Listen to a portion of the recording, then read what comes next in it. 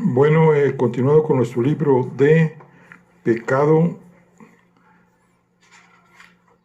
de nuestro club de lectura, es de Benjamin Black. Y vamos a iniciar lo que es el capítulo número 14. Strafford lamentó no haberse ido a acostar cuando tuvo ocasión. Harbison le pidió a Rec que abriera el reservado de detrás de la barra e invitó al detective a acompañarle. El reservado era un cuartito de color marrón, amueblado con un par de sillones raídos y una mesita baja. Había grabados enmarcados en las paredes que mostraban a jinetes con ropa de caza saltando obstáculos y a todo galope por una campiña idealizada. La única fuente de calor era un radiador eléctrico de una sola barra. Harbison, meciendo su vaso de ponche, se sentó encantado de tener por delante una noche de conversación, y a Strafford no se le ocurrió ninguna excusa razonable para escapar. En ocasiones como esa era cuando más lamentaba la educación que le habían dado. Cualquier otra persona, el oficial Jenkins, por ejemplo, habría dicho que no, y se habría ido sin pensarlo dos veces. Pero Strafford estaba atrapado y temía la siguiente media hora, que era el límite que había fijado a su tolerancia y al que estaba decidido a ceñirse. Conocía bien a los tipos como Harbison, canallas de segunda con trajes de más calidad de la cuenta, cortados en Londres, que hablaban con el marcado acento de su clase y de su educación, y se las daban de aficionados a los caballos, vástagos de una u otra de las pocas familias decentes que se habían quedado en ese ignorante país después de la independencia. Tipos dispuestos a hacerte un favor cuando lo necesitabas y asegurarse de que pasaban el resto de tu vida agradeciéndotelo, habituales de los hipódromos y de las exhibiciones hípicas anual de la Royal Dublin Sociedad, clientes fijos de los mejores bares en los hoteles de la ciudad y del restaurante James de Nassau Street, alegres jóvenes que tenían cuenta en las bodegas Mitchells y en Smith's el Green, proveedores de la aristocracia rural, la misma de la que se consideraban las últimas flores. Eran tipos a quienes Strafford detestaba y despreciaba con todo su ser, y con quienes no creía tener nada en común, a pesar de lo que pensaran los Rex, Matty Moran y esos dos granjeros corpulentos de al lado de la ventana. Lo siento, no me he presentado, ¿verdad?, dijo Harbison, bebiendo un rápido trago de su copa. Parecía hacer todo precipitadamente, como si temiera que en cualquier momento pudiese caerle por detrás una pesada mano encima. Soy Freddie Harbison, el hermano de Sylvia Osborne. Supongo que la habrá conocido. Vivo en Wicklow, en las montañas, en la casa familiar. Ya sabe, ja, ja, ja, un sitio espantoso, peor que aquí. Y usted es Roslea. No creo haber estado nunca, ¿o sí? Lo dudo, respondió Strafford. Solo está mi padre y no es muy sociable. De hecho, nunca lo hemos ido, ni siquiera cuando vivíamos todos ahí. Entiendo, dijo Harbison, asintiendo con la cabeza y toqueteándose el bigote. No estaba escuchando. Acercó la silla y subió los pantalones para exponer las pantorrillas al débil calor del radiador eléctrico. Oiga, no quería preguntárselo delante de esos palurdos del bar, pero ¿qué demonios está ocurriendo en Five Glass House o la Glassy Ball, como la llamo yo? ¿Qué le ha pasado al cura? Dicen que se cayó por las escaleras. Sabrá que así es como se rompió el cuello la primera señora Osborne. Fue horrible. Y ahora ha vuelto a correr. Alguien le empujó, ¿verdad? No me diga que fue la chiflada de mi hermana. ¿Qué le hace pensar eso? Preguntó con calma Strafford. ¿Y cómo sabe que no fue un accidente? Bueno, no lo fue, ¿o sí? Le harán la autopsia por la mañana. Harbison soltó una risita. Vamos, hombre, si no fuese un asesinato, no estaría usted aquí. Apuesto a que alguien le empujó. Movió la cabeza muy contento. Pobre Godfreys. Esta vez los Osborne no volverán a dirigir la palabra. ¿No sería él quien empujó al padre? ¿No sería siempre sospechado que también empujó a su primera mujer? Sacó una pitillera y se la ofreció a Strafford, que extendió la mano y negó con la cabeza. No, gracias. No bebe y no fuma. ¿No es usted el clásico inspector de policía? ¿O acaso he estado leyendo los libros de misterio equivocados? El radiador estaba secando el aire y Strafford empezaban a picar los ojos. Lo cerró con fuerza y se masajeó los párpados con la yema de los dedos. Estaba un poco mareado por culpa del whisky. No debería haber pedido el segundo, claro, y le dolía la cabeza por el cansancio. ¿Ve a su hermana a menudo? Casi nunca, respondió Harbison, con demasiada precipitación.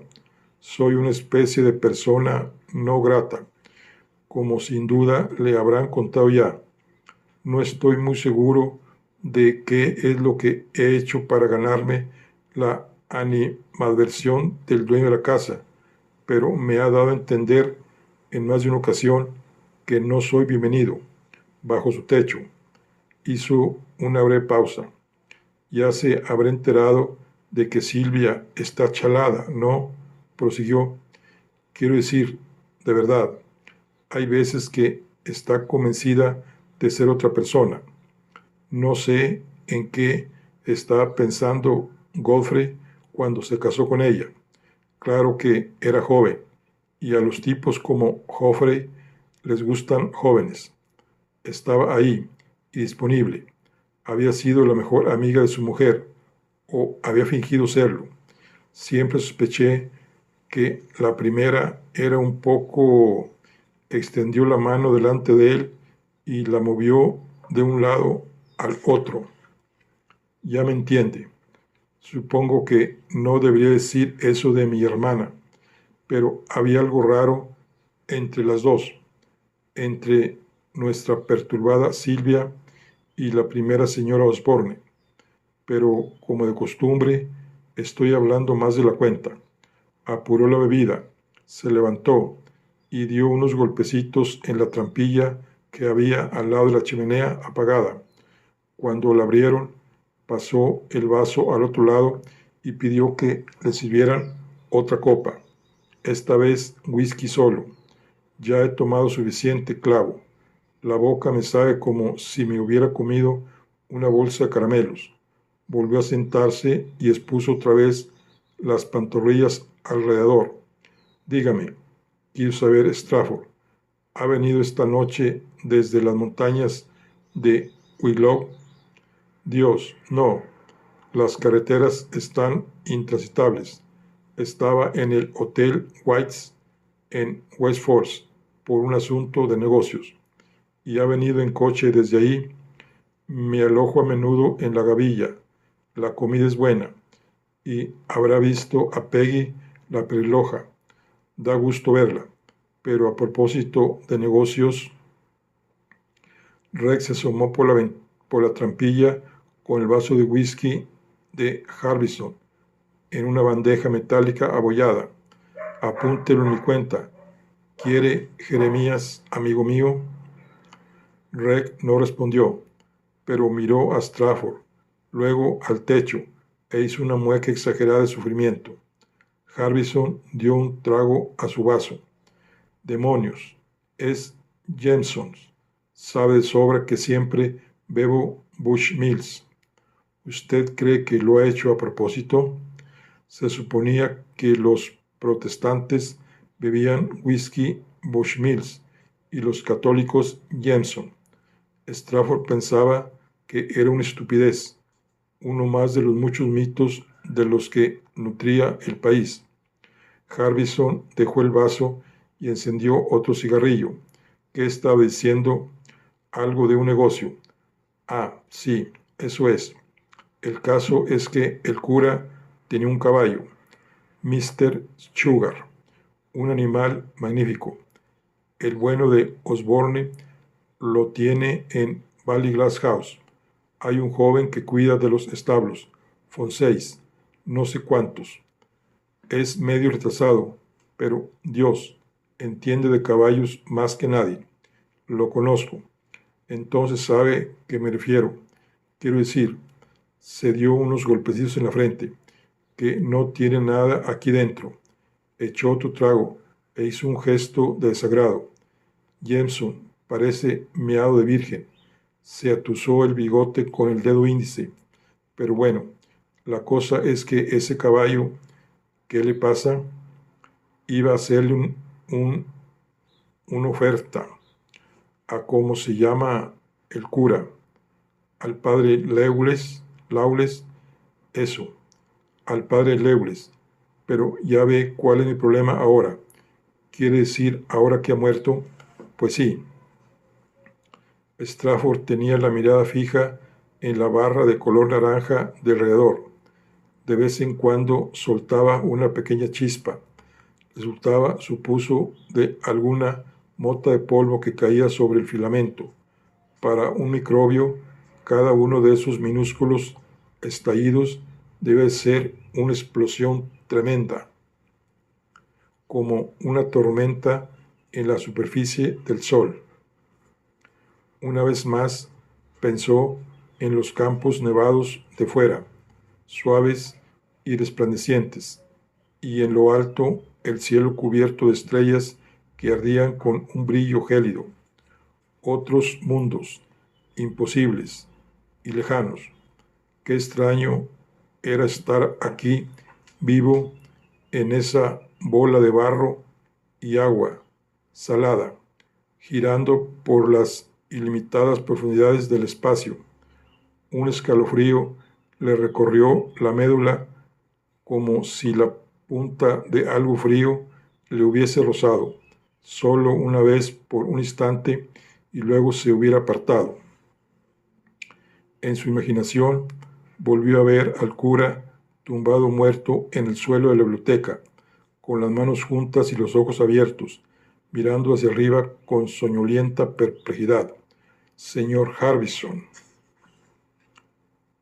Llámeme Freddy. Señor Harbison, en casa de su hermana y de su marido ha muerto un hombre, en circunstancias como mínimo dudosas. ¿Cree que es el momento de hablar de una oferta por un caballo? Harbison se recostó en el asiento y le miró ofendido con el bigote tembloroso. La vida sigue, ¿sabe? Dijo en tono hosco. Había vuelto a vaciar el vaso. Se levantó, fue a la trampilla, llamó para pedir otro. Y que sea Bushmills esta vez. Y regresó a su asiento. Sería un desperdicio que mi cuñado se quedase con ese caballo, dijo con un temblor de emoción en la voz. No sabría distinguir la parte de delante de la de detrás, aunque él se cree un jinete nato.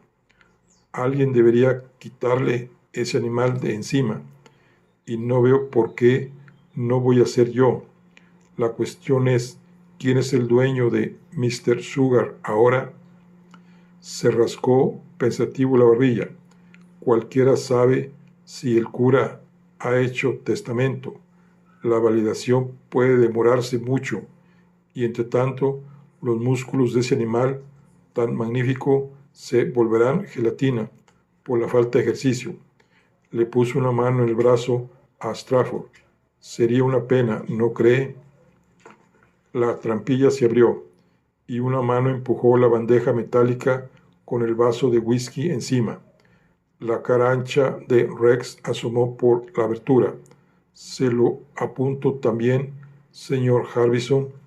Buen chico, respondió cogiendo el vaso. Y oiga, Rex, ¿sabe algo del caballo del cura?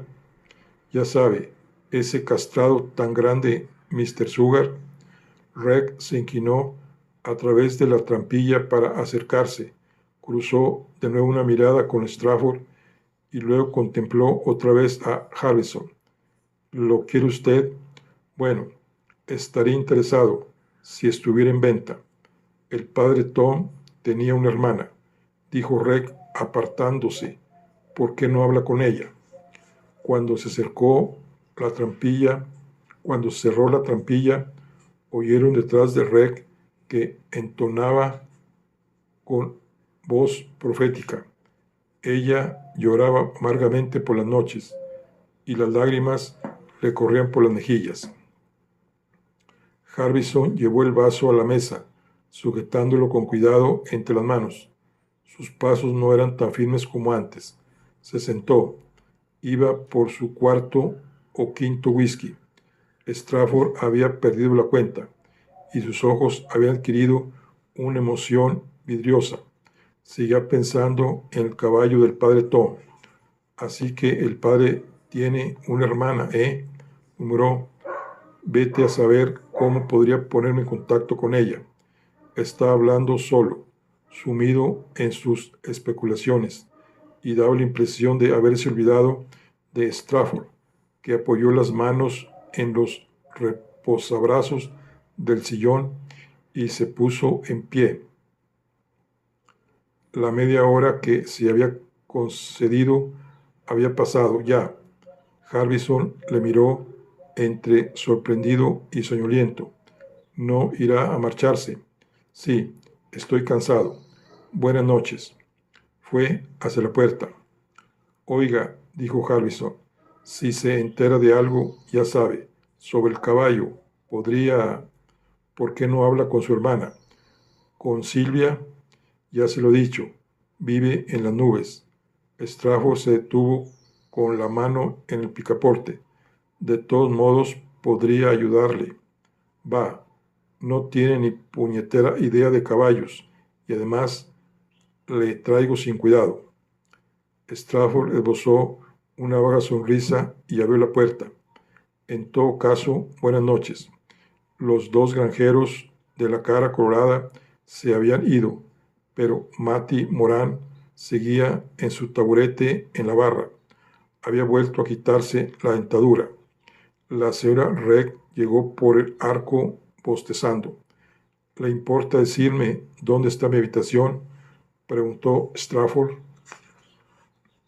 Claro, claro.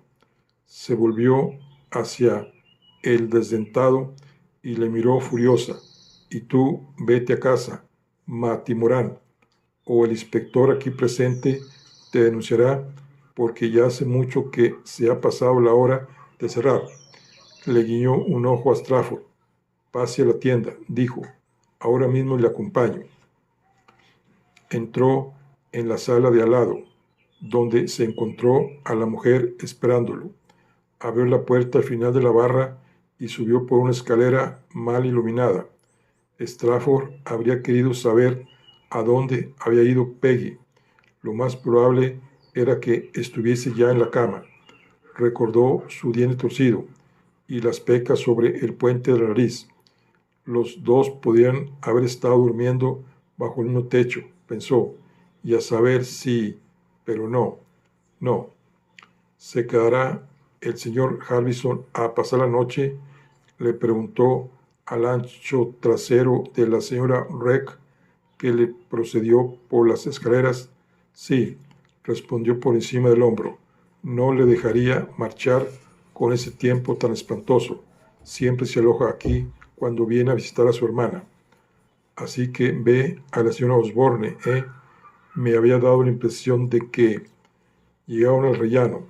Espere un momento a que recupere el aliento, dijo la señora Reg, poniéndose una mano en el brazo y llevándose la otra a la clavícula con los dedos extendidos.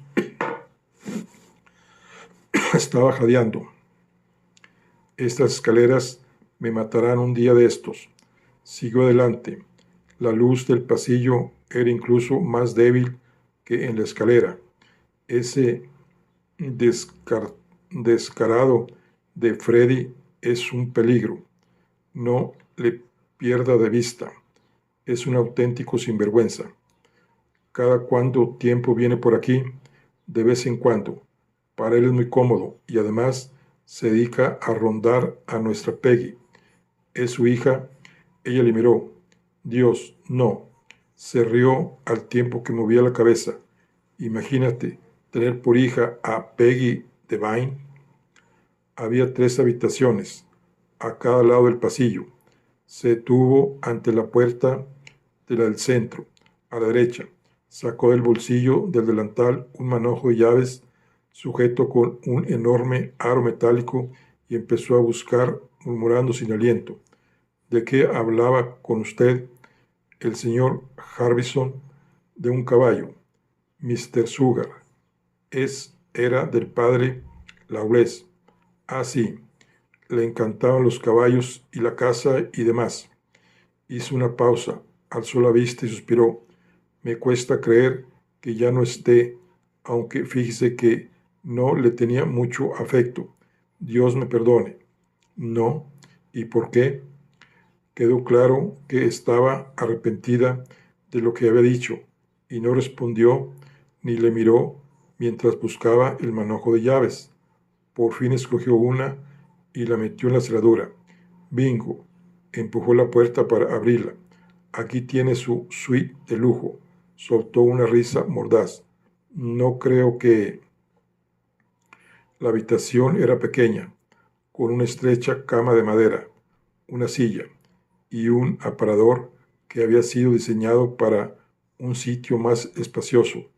Había una jarra esmaltada encima de una mesita de pino y un lavabo al pie de la ventana, que tenía las cortinas echadas. Sobre la cama había un edredón de satén rosa tan grueso, suave y brillante como la corteza de un pastel.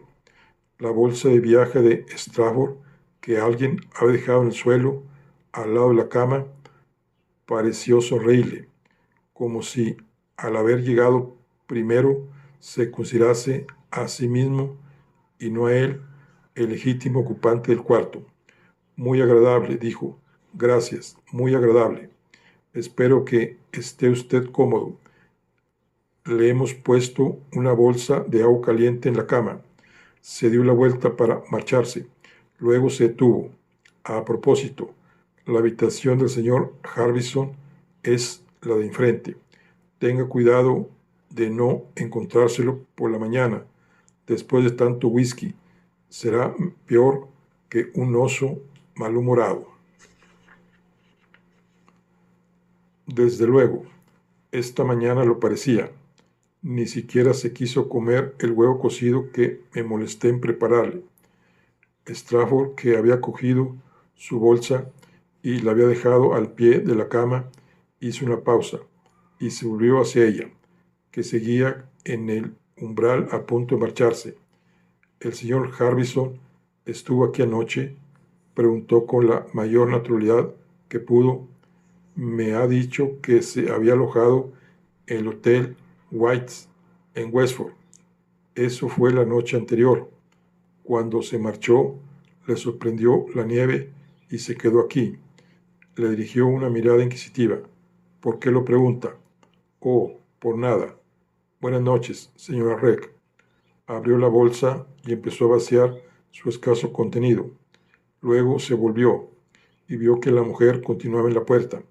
¿Podría decirme, inspector Strafford? Strafford sonrió como hacía siempre, por instinto, cuando tenía que hacer esa eterna corrección. Lo siento, quería saber. El padre Tom, sí, se dice en el pueblo. Una vez más dejó la frase sin terminar. ¿Sí? Preguntó de nuevo. Se dice que no se cayó por las escaleras en Baiglas, o que sí se cayó. No fue eso lo que le mató. Strafford le dedicó su mirada más insulsa e inexpresiva. ¿Y qué más se dice en el pueblo? Oh, circulan toda suerte de rumores. Ya sabe lo que pasa cuando ocurre algo en un sitio pequeño. Él asintió. Ahora vio que, al igual que su marido, era mucho más lista de lo que dejaba ver. Estamos intentando averiguar qué sucedió, dijo. Todavía nos queda mucho camino por recorrer antes de saber algo con seguridad. Esta noche lo han dicho por la radio. Así, sí, en el parte de las 10, que había muerto un cura en Baiglas. Ni siquiera han dicho que era Baiglas House. Tampoco han dicho su nombre. Habrá un comunicado de prensa del Palacio Arzobispal. Los comunicados de prensa no dicen mucho, sobre todo cuando proceden de esa fuente. Ella sintió con la cabeza mientras toqueteaba el picaporte. Su pobre hermana dijo, ¿qué va a hacer ahora que él no está? Sí, mantuvieron solemne un momento de silencio. ¿Dónde vive? En el presbiterio, en Scalstone. Antes estuvieron en algún otro sitio. Creo que ella le ha cuidado la casa muchos años, casi desde niña. Iré a verla mañana o miró el reloj de bolsillo. Debería decir hoy. Será una visita difícil. Sí. Guardó el reloj y miró el suelo frunciendo el ceño. Sí, lo será. Buenas noches, señora Reg. Continuó vaciando la bolsa, dándole la espalda, pero ella siguió ahí. Strafford no quiso mirarla. Estaba agotado. Quería que le dejasen en paz, meterse en la cama y dormir. Pensó en la bolsa de agua caliente que le esperaba. Sí, buenas noches, murmuró distraída la mujer, y salió al pasillo. Se detuvo de nuevo y se volvió hacia él. ¿Lo han asesinado, inspector?, preguntó. Al padre Tom. ¿Lo han asesinado? Strafford suspiró. Como le he dicho, respondió subrayando a propósito las palabras. ¿Por qué no se iba de una vez esa mujer? Tenemos una larga investigación por delante antes de que podamos saber algo con seguridad. Dejó el pijama en la cama. Buenas noches entonces, dijo ella, olvidando cuántas veces lo había dicho. El baño está al final del pasillo. Cuando por fin cerró la puerta, Strafford se sentó en el borde de la cama. Luego se inclinó y levantó la cortina, aunque no había nada que ver, solo la brillante negrura de los cristales. Volvió a ponerse de pie y apagó la luz. Esta vez descorrió las cortinas del todo y poco a poco el reluciente paisaje de fuera se materializó ante sus ojos. ¡Qué quietud! Podría haber sido el último hombre en la tierra. Se desvistió a toda prisa, pues el aire en la habitación era frío como el acero. Trepó a la cama alta y estrecha, se tumbó y buscó la bolsa de agua caliente, obligándose a no pensar en cuántos viajantes de comercio la habrían rodeado con los pies sucios y helados a lo largo de los años. Había cosas que era necesario apartar de la imaginación. A pesar de lo cansado que estaba, tardó mucho tiempo en dormirse y se quedó tumbado del lado del izquierdo, como tenía por costumbre hacer desde niño, con una mano debajo de la mejilla y la vista fija en la ventana y el cielo estrellado. Estaba pensando.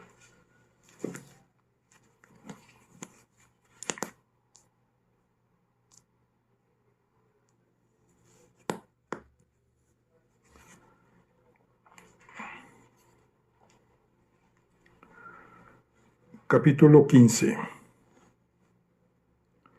Se levantó pronto, antes de que amaneciera, recordando el consejo de la señora Reck de que evitase cruzarse con Harbison. Desayunó en la mesita del rincón donde había cenado la noche anterior. El perro gordo y malhumorado estaba tumbado delante de la estufa, con la cabeza apoyada en las patas, observando con suspicacia sus movimientos. Strafford le ofreció una corteza de pan mojada en yema de huevo, pero el animal la despreció con una mirada fija y desdeñosa. Acaba de terminar cuando llegó el oficial Jenkins. Incluso entonces solo había un leve brillo de luz en la ventana. Jenkins tenía un aire matutino, como si lo hubiesen obligado a meterse debajo del grifo de agua fría y le hubieran frotado hasta dejarle la piel enrojecida y en carne viva, el pelo untado de Brill Cream. Descansaba inerte sobre su siempre fascinante cráneo achatado. ¿A qué hora tan impestiva ha salido?, preguntó Strafford. ¿Ha dormido? ¿Qué tal está la carretera? Malísima. Hielo negro en todas las curvas. Pero no nieva. Aún no. Ha nevado por la noche y volverá a nevar pronto. Siéntese, siéntese. Tome una taza de té. Quedan algunas tostadas, pero están frías. ¿Qué ha dicho el jefe? El oficial Jenkins se quedó mirando dubitativo la mesa, la tetera, las tostadas y la mantequilla del plato. Estaba claro que tenía hambre, pero Strafford notó que temía la intimidad a la que corría el riesgo de dejarse arrastrar.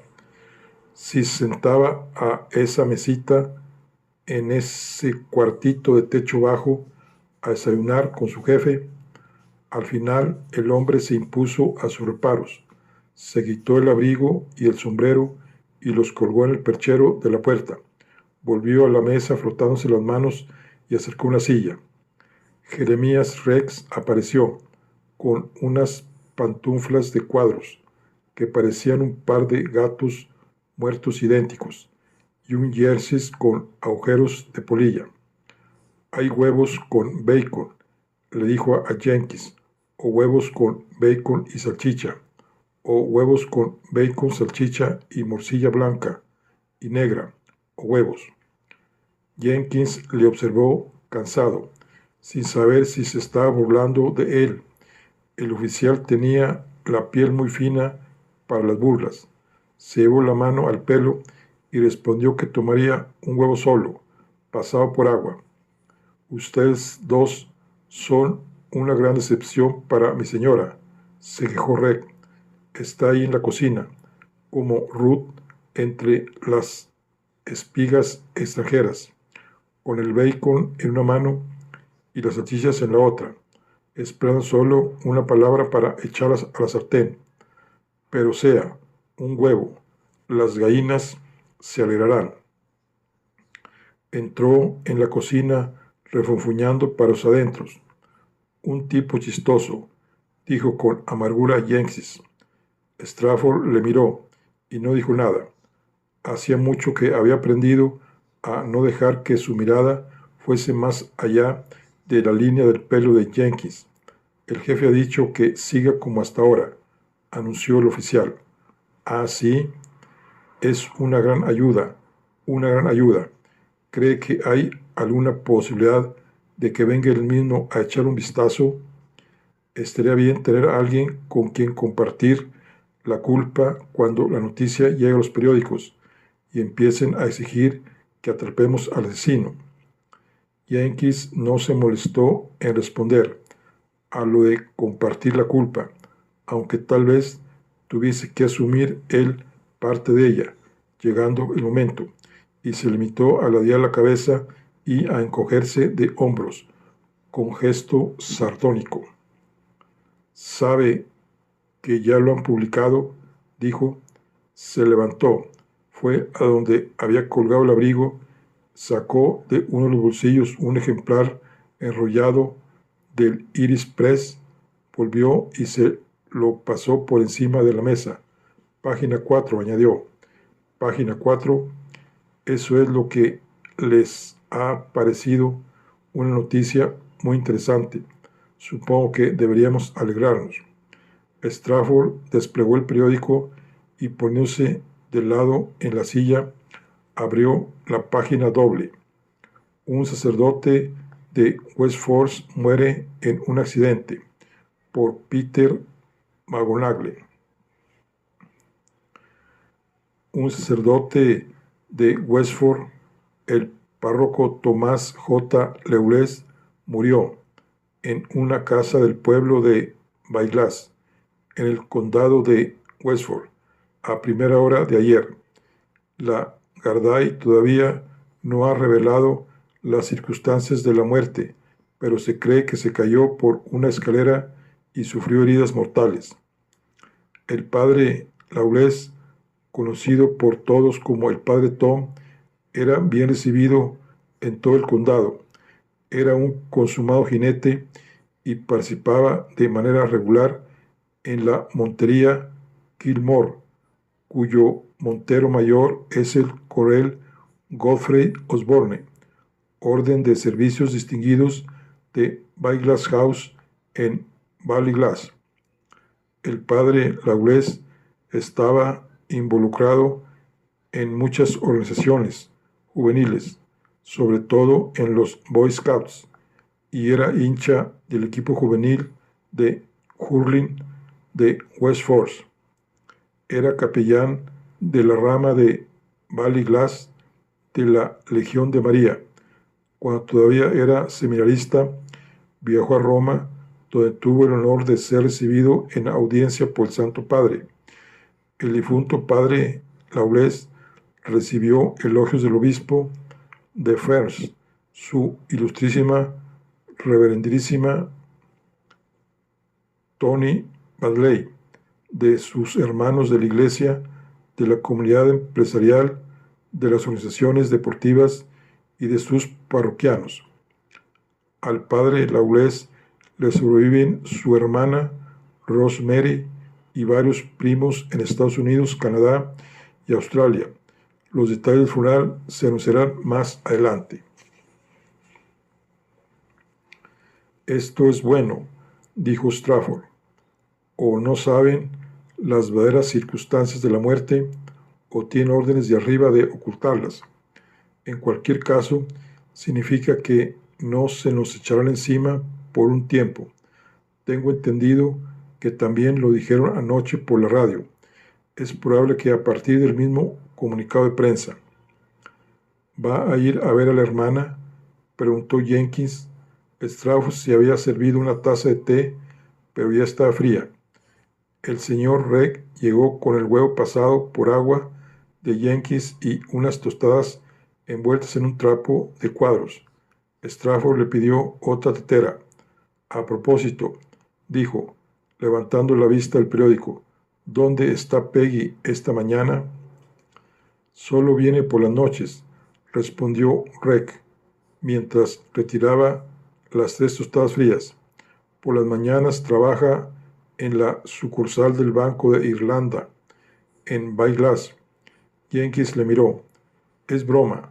Trabaja de camarera en el Boal Bogue Arms, nuestro apreciado rival, siguiendo por la carretera. Se marchó, silbando entre dientes. Este país tiene demasiados comediantes, murmuró sombrío Jenkins. Strafford solo sonrió. Todavía no se había acostumbrado a las numerosas excentricidades de Reg. Sí, dijo al cabo de un momento, iré a hablar con la hermana, aunque no cuento con que sea de mucha ayuda. ¿Qué tal le fue ayer? No me fue, y no llegué a ninguna parte, o eso creo. Plegó el periódico y lo dejó en la mesa al lado de la taza de té. En esta fase siempre ocurre igual. Estoy convencido de tener la respuesta delante de las narices clara como el día, pero no consigo verla. ¿Qué opina usted? Jenkins miró el mantel y mordisqueó distraído una tostada. Al cabo de un instante movió la cabeza. No sé qué pensar. Strafford asintió y soltó un suspiro. ¿Quién querría ver muerto al cura?, preguntó. Esa es la cuestión.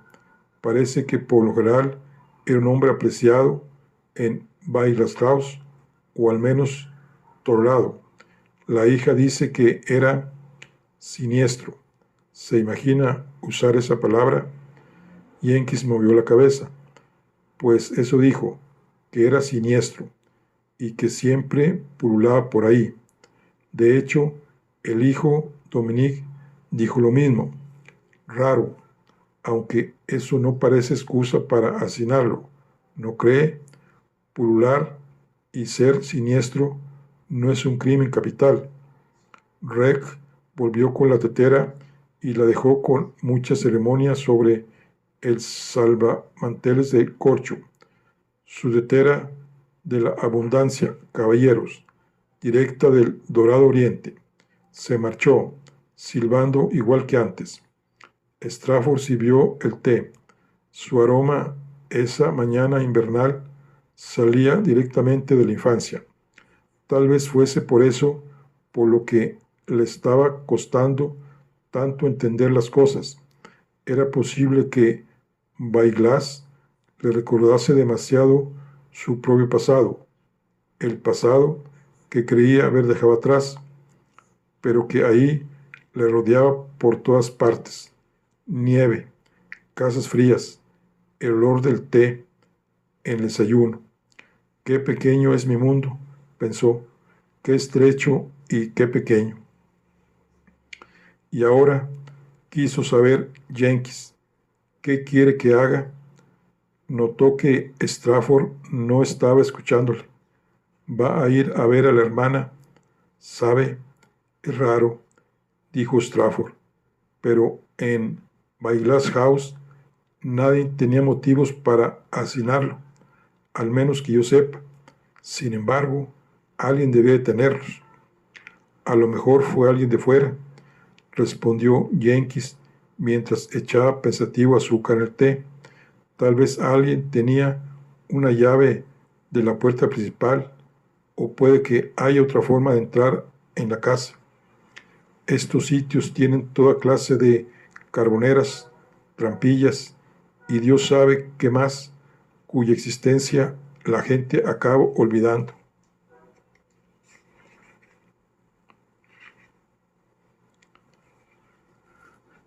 Strafford, con la vista fija en el suelo, al lado de la mesa, estaba ensimismado en sus propios pensamientos. Y tampoco nadie tenía coartada, dijo. No tiene sentido, o tiene demasiado, como si todos hubiesen sido orquestados. No, no tiene sentido. Experimentaba la sensación de estar avanzando o intentando avanzar a través de una tormenta de nieve espesa y de un blanco cegador. A su alrededor había otros avanzando también, como las figuras de la torre de un reloj medieval, pero demasiado borrosas para distinguirlas, y cuando alargaba el brazo para tocarlas, encontraba solo un vacío gélido. Pero debía tenerlo por fuerza. Todo sigue algún orden. Lo que pasaba era que no distinguía el patrón. ¿Cuándo pararía de nevar? ¿Cuándo se despejaría el aire para que pudiera ver lo que hubiese que ver? Se puso en pie. Sí, iré a hablar con la hermana, dijo. Vive en Scarlstone, en el presbiterio. ¿Tiene idea de dónde está Scarlstone? Siguiendo por la carretera a unos 15 kilómetros. He pasado por ahí al venir. Usted también debió de pasar. No es gran cosa, pero la iglesia no pasa desapercibida. Es grande y fea como un granero. Strafford asintió, golpeándose los dientes con las uñas. En realidad, seguía sin escuchar. Jenkins estaba acostumbrado a esa falta de atención de su jefe. Se iba con las hadas, como decía su abuela, y no se molestaba, aunque de haberlo hecho, lo más probable es que Strafford ni siquiera se hubiese dado cuenta. Era como era, cuando no se angustiaba con la forma de su cabeza. Jenkins era un estoico. No sé si debería telefonearle, murmuró Strafford. Supongo que convendría avisarle de que voy. Me han dicho su nombre. Rosa, ¿no? No, Rosemary, dijo Jenkins, y cogió el periódico. Aquí está, mire. Le sobrevive su hermana Rosemary. Muy bien. Rosemary suspiró. Dios, ¿quiere que le acompañe? ¿Qué? No, no. Usted vaya a la casa y eche otro vistazo. Hable con cualquiera que esté por ahí. ¿De qué en particular? Solo hable. Procure ser amistoso, o al menos inténtelo. No los presione. Limítese a escuchar. Cuanto más los deje hablar, más probable es que se les escape alguna cosa. No pueden ser inocentes, todos. Hizo ademán de marcharse y luego dio media vuelta. A propósito, ¿ha aparecido el vaso de whisky que se llevó el cura a la habitación? No, ni tampoco la bombilla, pero alguien sabe dónde están. Sí, y no creo que vaya a decirlo. Strafford volvió a sentarse, al parecer sin darse cuenta de lo que hacía. Cogió una miga de pan e hizo una bola con ella. Pensaba que sería fácil, dijo. Siguió sentado un momento, frunciendo el ceño, pensando. Luego se levantó, fue hacia la puerta por segunda vez y por segunda vez se detuvo. Quiero decir que sabía que algo pasaba. El hermano de la señora Osborne se aloja aquí. Se llama Harbison. Estuvo aquí anoche, pero también la noche anterior, aunque no es lo que me dijo a mí. Tal vez debería usted tener unas palabras con él antes de ir a la casa. Conocía al padre Lewles. ¿Conoce su caballo? Respondió Strafford.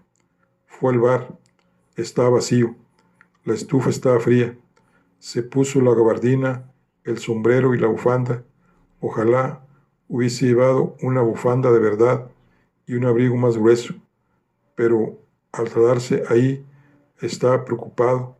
No todos los días asesinaban a un cura, al menos en Irlanda. Había un par de chanclos debajo del perchero de Harbison, probablemente. Pensó en tomarlos prestado, pero decidió que era mejor no hacerlo. Se quedó bajo el resplandor de la luz que reflejaba en la nieve. Se colaba por las ventanas bajas, cada una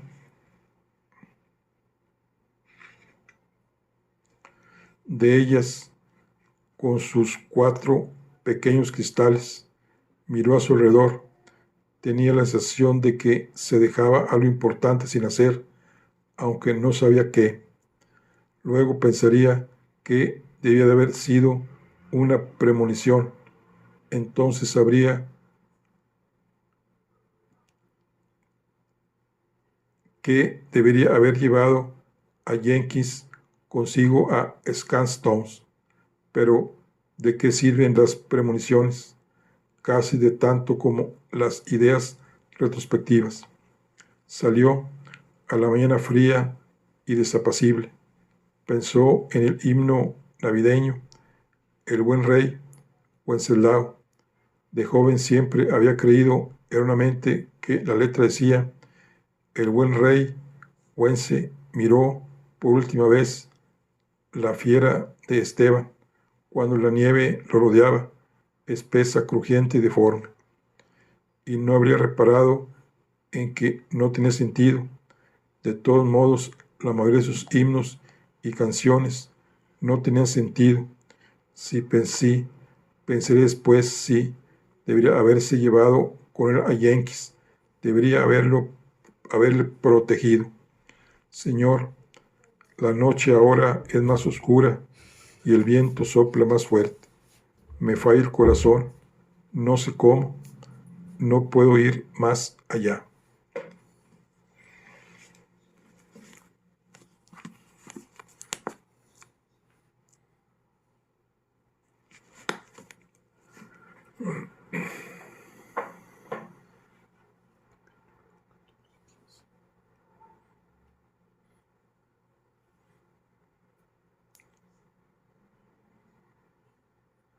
Bueno, aquí concluimos la charla del día de hoy. Nos vemos en la siguiente. Hasta luego.